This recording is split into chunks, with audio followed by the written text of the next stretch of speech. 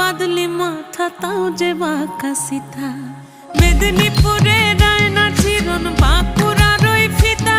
আর যতন করে বাঁধলি মাথা তাও যে বাঁকা সিথা পেছ পাড়িয়া রাজগো